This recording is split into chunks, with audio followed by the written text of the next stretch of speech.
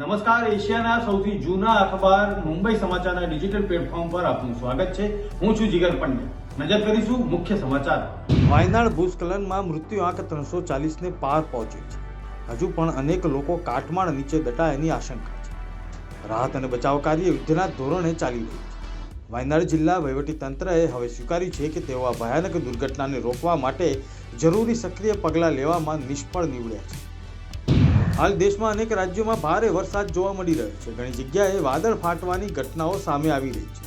હવામાન વિભાગે કહ્યું કે આગામી થોડા દિવસોમાં ઉત્તર પ્રદેશ, બિહાર, મધ્યપ્રદેશથી લઈને મહારાષ્ટ્ર સુધી ભારે વરસાદ થવાની સંભાવના છે. મધ્ય મહારાષ્ટ્ર અને ગુજરાતમાં ભારેથી અતિ ભારે વરસાદની સંભાવના છે.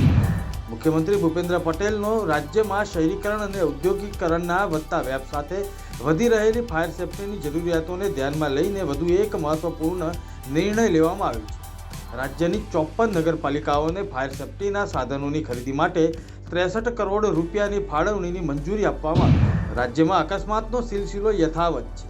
બનાસકાંઠાને અડીને આવેલા રાજસ્થાનના આબુ રોડ અંબાજી માર્ગ ઉપર ખાનગી બસ નદીમાં ખાબકી. રણુજાથી દર્શન કરીને ભક્તો ગુજરાતના અંબાજી તરફ આવતા હતા ત્યારે આ બનાવ બન્યો.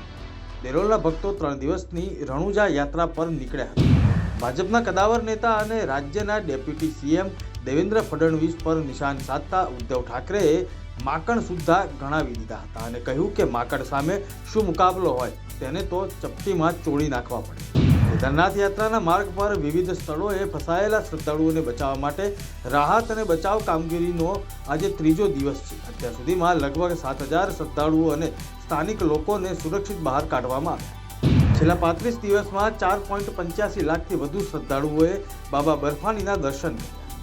આજે 991 મુસાફરોનો એક સમૂહ રવાના થયો છે. ગત વર્ષની સરખામણીમાં શ્રદ્ધાળુઓની સંખ્યામાં વધારો થયો. થરાદથી અમદાવાદ સુધીના 214 કિલોમીટરની લંબાઈના 6 lane access control national high speed corridor મંજૂર કરવામાં આવ્યો છે.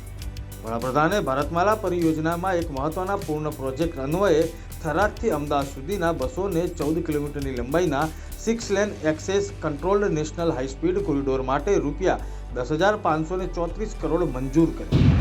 હવામાન વિભાગ દ્વારા સુરત, નવસારી, વલસાડ, દમણ અને દાદરા નગર હવેલીમાં અતિભારે વરસાદની આગાહી કરાઈ છે, જેને લઈને એલર્ટ છે. બનાસકાંઠા, સાબરકાંઠા, અરવલ્લી, ખેડા અને તાપીમાં અતિભારે વરસાદની શક્યતા છે. ઉલ્લેખનીય છે કે આગામી 2 દિવસ રાજ્યમાં ગાજવીજ સાથે વરસાદની સંભાવના વ્યક્ત કરાઈ છે. જૂનાગઢમાં સંજય સોલંકી અને ગણેશ જાડેજાના કેસમાં નવો વળાંક આવ્યો છે. ભોગ બનનારા સંજય સોલંકીના પિતા રાજુ સોલંકીની ગુજસી ટોક હેઠળ અટકાયત કરાઈ છે. રાજુ સોલંકી સહિત 4 શખ્સોની પોલીસે અટકાયત કરી. આ હતા અત્યાર સુધીના મુખ્ય સમાચાર. જોતા રહો મુંબઈ સમાચારનું ડિજિટલ પ્લેટફોર્મ. નમસ્કાર.